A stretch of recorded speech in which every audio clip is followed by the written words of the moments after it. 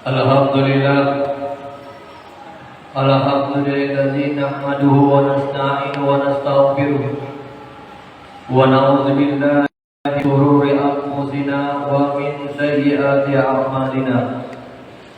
May yahdihillahu fala mudilla lahu wa may yudlil fala hadiya lahu. Asyhadu an la ilaha illallah wahdahu la syarika lahu wa asyhadu anna Muhammadan abduhu wa rasuluh. Allahumma shalli wa sallim ala sayyidina Muhammad wa ala ali sayyidina Muhammad. Fa ya ayyuhal muslimun, usikum wa nafsi wa iyaya bittaqullah faqad fazal muttaqun. Faqala Allah Ta'ala fil Qur'anil Karim, A'udzu billahi minasy syaithanir rajim. Bismillahirrahmanirrahim. Ya ayyuhalladzina amanu taqullaha haqqa tuqatih wa la tamutunna illa wa antum muslimun. Faqala Allah Ta'ala fi ayatil ukhra, Bismillahirrahmanirrahim.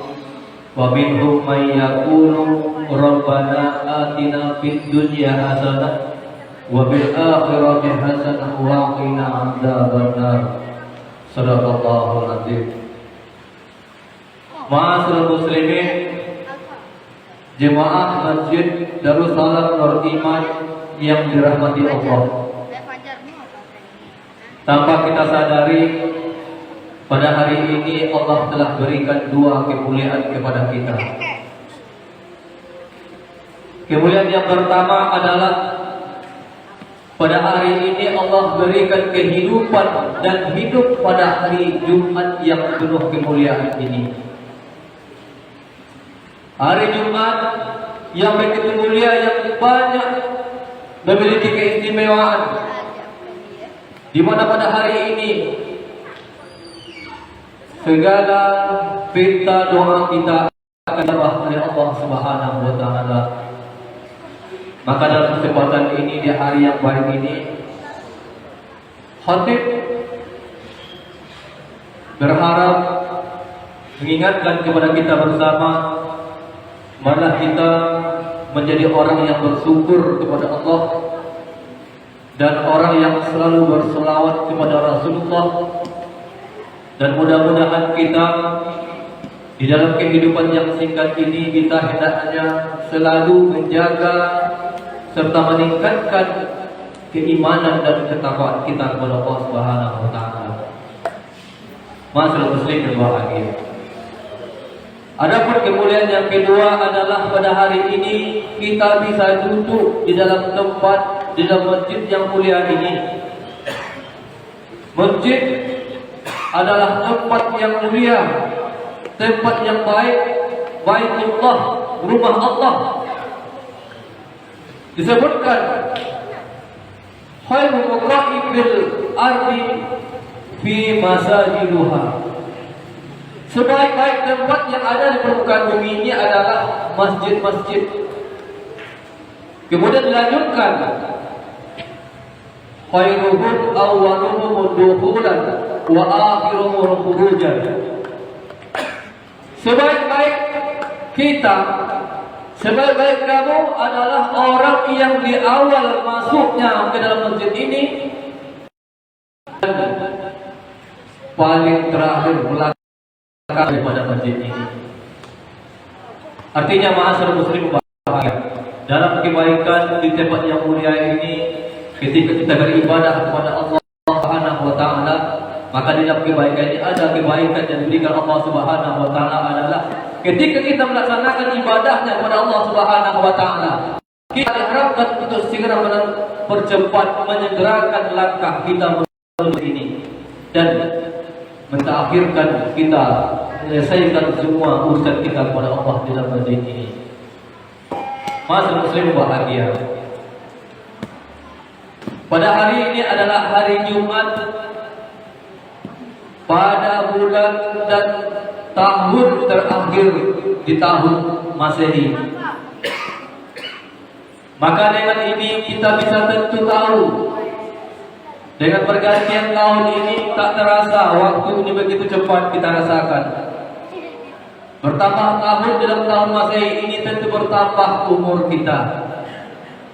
Maka mudah-mudahan dengan bertambah umur kita ini bisa menjadikan kita ini dengan tahun yang akan kita tinggalkan bisa merubah bila mana perbuatan perilaku amal ibadah yang kita tersesuai, maka berubah memperbaiki semua itu. Dan mudah-mudahan kita ini mendapatkan kehidupan yang berbahagia baik di dunia maupun di akhirat. Karena dikatakan oleh Allah Subhanahu wa taala di dalam surat Al-Baqarah ayat 201 disebutkan Bismillahirrahmanirrahim wa minhum may yaqulu rabbana atina fid dunya hasanah wa fil akhirati hasanah wa qina azabannar. Dan sebagai mereka menyebutkan mengatakan, ya Tuhan kami, berikanlah kebaikan hidup di dunia dan hidup di akhirat, dan lindungilah kami daripada azab neraka. Masyaallah muslim bahagia.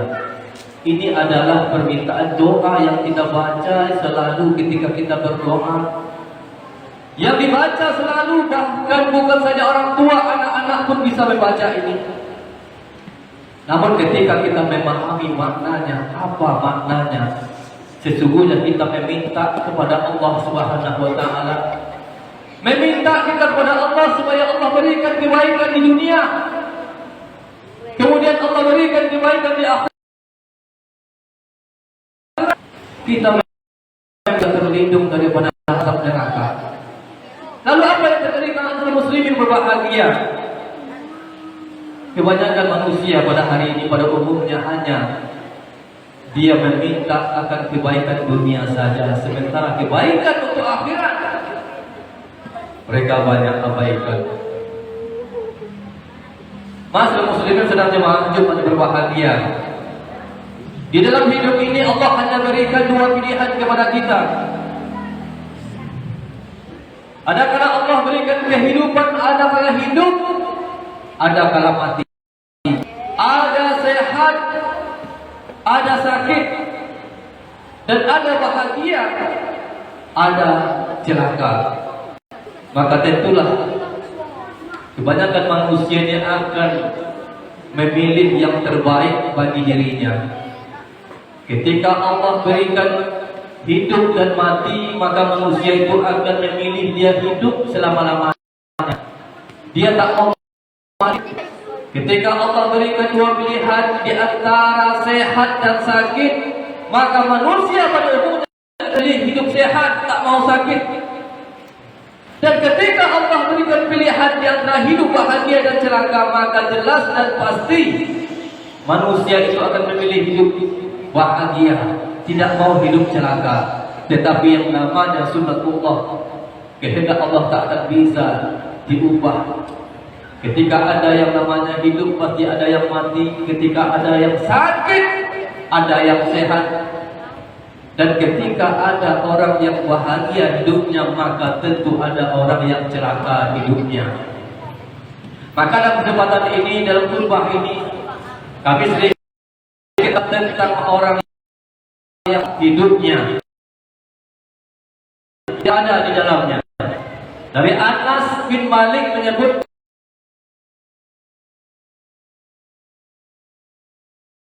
arba'un minas syaqah, ada 4 celaka yang sangat celaka dia dunia dan akhirat. Celaka di dunia, ma'asyiral muslimin sedang jemaah Jumat berbahagia, tentu ada ujungnya. Tetapi kalau celaka di akhirat, maka tak pernah ada habisnya, tak ada ujungnya. Apa itu nama orang yang celaka? Yang 4. Yang pertama adalah orang yang memiliki mata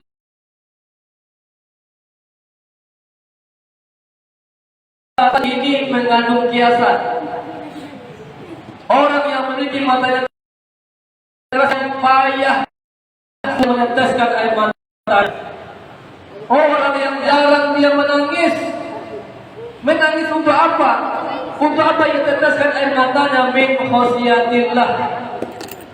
Menangis dia karena takut kepada Allah Subhanahu wa taala atas dosa-dosa.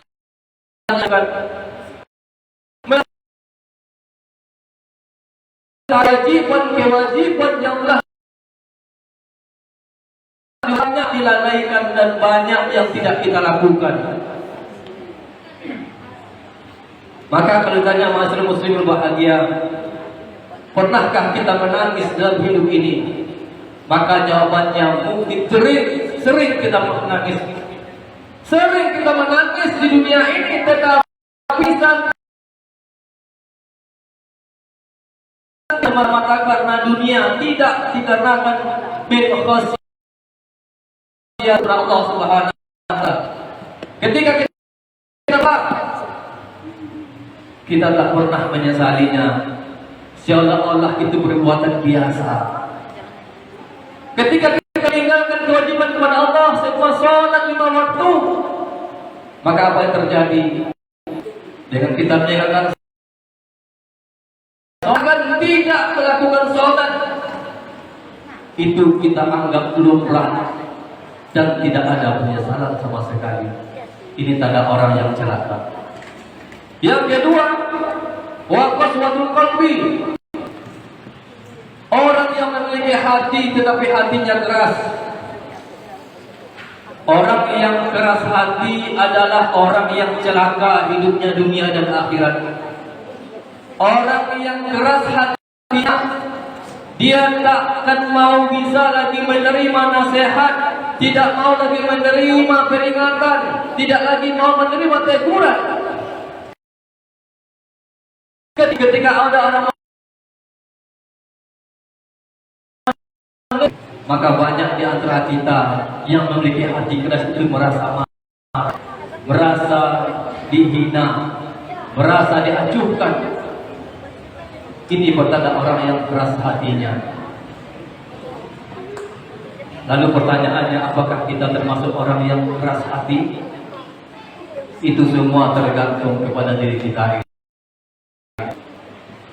Ketika peringatan sudah disampaikan, di dalam pengajian sudah diingatkan dan diberikan pelajaran, apakah kita bisa menerima di dalam hati kita ini?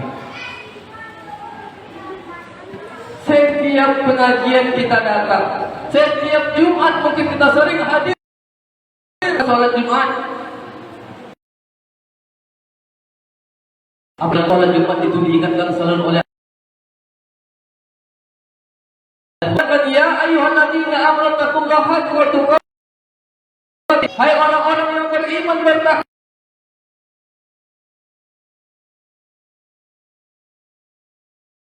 Setiap kali kita melaksanakan ibadah sholat Jumat, tetapi sampai dengan hari Jumat ini, ketika peringatan itu, ketika nasihat itu terdengar masuk di telinga kita, tetapi tertolak di dalam hati kita ini, sehingga selesai kita melaksanakan ibadah sholat Jumat, maka di luar kita kembali melakukan maksiat.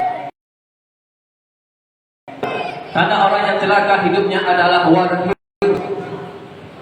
orang yang terlalu cinta berlebihan kepada kehidupan dunia ini. Mereka tidak pernah menyadari apa yang ia usahakan, apa yang ia lakukan sampai dengan hari ini.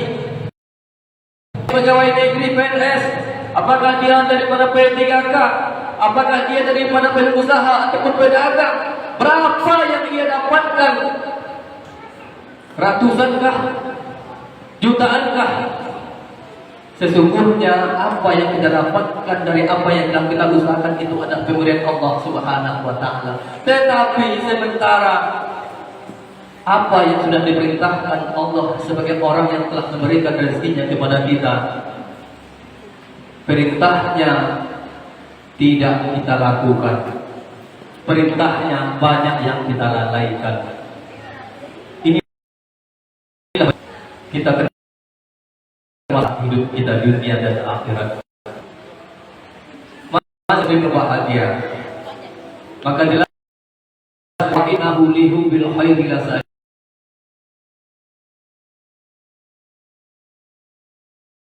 Kelebihan kita terlalu berharap dengan kehidupan dunia ini, padahal kehidupan dunia ini adalah sementara. Dan yang terakhir, tanda orang hidupnya celaka adalah tulul amal, panjang angan-angan. Orang yang panjang angan-angan hidupnya akan celaka. Orang yang panjang angan-angan dia akan merasa hidup selama-lamanya. Dia akan merasa kepengen hidup, biarlah orang yang mati sementara dia hidup selama-lamanya. Sehingga dengan demikian dia selalu sisa umur yang Allah berikan kepadanya. Ini saja kita akan masuk di tahun 2026 di tahun Masehi, dan itu merasa kamu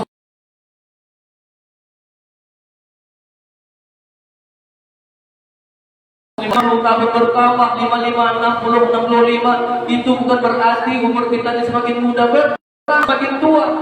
Tetapi apa yang terjadi ma'asyiral muslimin bahagia? Bertambahnya umur bukan amal ibadah yang semakin meningkat, tetapi bertambahnya umur maksiat yang diperbanyak. Ketaatan kita mulai pudar kepada Allah Subhanahu wa taala. Kita merasa kita hidup selama-lamanya. Makanya kita selalu memikirkan dunia ini, memikirkan bagaimana usaha kita, perdagangan kita, memikirkan bagaimana perkebunan ladang sawit kita. Kita perbanyak, kita perluas, seolah-olah kita ini akan merasakan selama-lamanya. Padahal Allah itu sudah buktikan kepada kita tentang kehidupan kita ini. Allah bisa saja mengambil kehidupan ini. Ada orang tua, ayah, ibu, anak-anaknya sudah lama meninggal dunia. Ada kakek-kakek, nenek-nenek yang masih hidup, umur 70 tahun, 60 tahun. Sementara cucu-cucu dan cicit yang sudah lama dipanggil Allah Subhanahu wa taala. Dan ada orang yang sakit,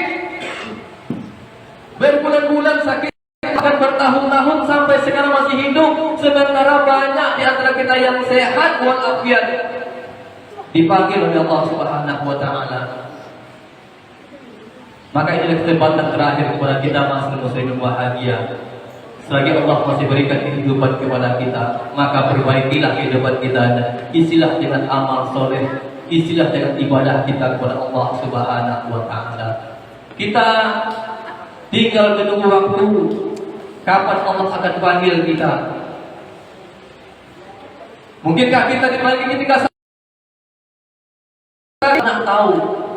Dan yang harus kita tahu adalah selagi Allah beri kesehatan, kesempatan dan kehidupan kepada kita, maka kita isi hidup ini dengan amal ibadah. Jadikanlah diri kita dalam hidup ini semakin panjang umur kita, semakin memperbanyak amal solehnya. Karena dikatakan innal ladzina amanu wa amilus solihati ulaika hum khairul bariyah. Sesungguhnya orang-orang yang beriman dan beramal soleh, mereka itu adalah orang-orang yang terbaik, makhluk yang paling baik. Maka hidup yang kita cari adalah menjadi orang hidup yang paling baik di sisi Allah Subhanahu wa taala. Demikian yang dapat kami sampaikan, mudah-mudahan menjadi pelajaran dan hikmah dalam kehidupan kita. Fa'tabiru ya ulil absar la'allakum tuflihun.